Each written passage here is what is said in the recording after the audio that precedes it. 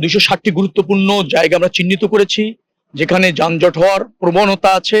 সেখানেও আবার highway police, ওখানকার স্থানীয় পুলিশ, আমাদের বিআরটি এর কর্মকর্তারা যারা আছেন, পরিবহন মালিক সমিতি অথবা আপনার যেটা শ্রমিক সমিতি, তাদের কিছু ভলেন্টিয়ার আছে, আমাদেরও প্রশিক্ষণপ্রাপ্ত কিছু ভলেন্টিয়ার আছে, তারা কাজ করছে। আশা করছি সমস্যা হবে না। পর্যাপ্ত তেল গণপরিবহনে দেওয়া হচ্ছে, পর্যাপ্ত তেল দেওয়া হচ্ছে। সকালে একজন দুজন এরকম বলতে চাইলো আমাকে, সেটা হলো মহাখালী বাস স্ট্যান্ডে। আমি আবার খবর নিয়ে জানলাম পরে না, তেল পেয়েছে তারা।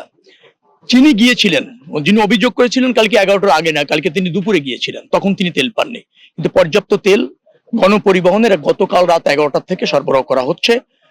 কোনো সময় অনেকে ধরেন আগে গিয়েছে, তিনি হয়তো পাননি, কিন্তু পর্যায়ক্রমে পেয়ে যাবে। ঈদের আগে এবং পরে 4 দিন ধরে নেন আপনি, 8 দিন, 24 তারিখ পর্যন্ত আমাদের সর্বাত্মক প্রস্তুতি আছে।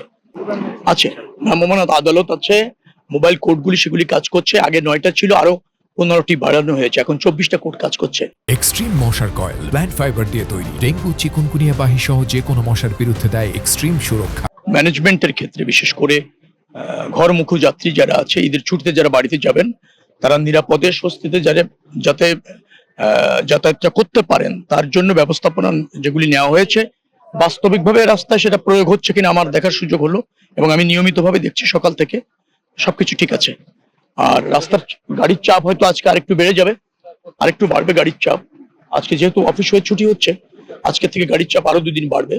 আমরা মনে করছি ওটা আমরা বিবেচনায় নিয়ে যে ব্যবস্থাপনা রেখেছি, টোল প্লাজা গুলিতে আছে, তারপর হচ্ছে বাস স্টপেজ গুলিতে যেভাবে আছে, যে ব্যবস্থাপনা নেওয়া হয়েছে, আশা করছি কোনো সমস্যা হবে। 2 থেকে আড়াই দিনে প্রায় 1.5 কোটি লোক একটা শহর ছেড়ে যাবে। তো এটা পৃথিবীতে কোথাও নেই, এত অল্প সময়ের মধ্যে এত লোক মানে ডিপার্চার হওয়া শহর থেকে, সেটা আমাদের করতে হয়। কিছু সীমাবদ্ধতা আমাদের আছে, অস্বীকার করছি না, কিন্তু রাতারাতি আমরা পারছি না, কিন্তু আমরা পারতে শুরু করেছি। নিশ্চয়ই আগামীতে আরো জোরালো ভাবে দেখবেন যে রাস্তা ব্যবস্থা, এই যে রাস্তাটা এক্সপ্রেসওয়ে, এটা কোরিয়ার একটা কোম্পানি, এটা ম্যানেজমেন্টের সাথে আছে, রক্ষণাবেক্ষণও তারা করেন, মেইনটেন্স তারা করেন, অনেক কিছু দেখবেন যে চমৎকার ভাবে করছে। একেবারে বাইরের মতো যে সিস্টেম, সেই সিস্টেমে করছে।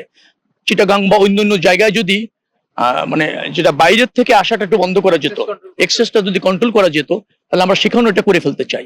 হাইওয়েগুলি এইভাবে পর্যায়ক্রমে আমরা একটা নির্দিষ্ট ব্যবস্থাপনার মধ্যে, শৃঙ্খলার মধ্যে আনতে চাই। এই কার্যক্রম আমরা জোরালো ভাবে নিয়েছি। এই সরকারের আপনি ধরেন 2টি বছর যেতে দেন, দেখবেন যে বাংলাদেশের সম্পূর্ণ পরিবর্তন হয়ে গেছে সব ব্যবস্থা।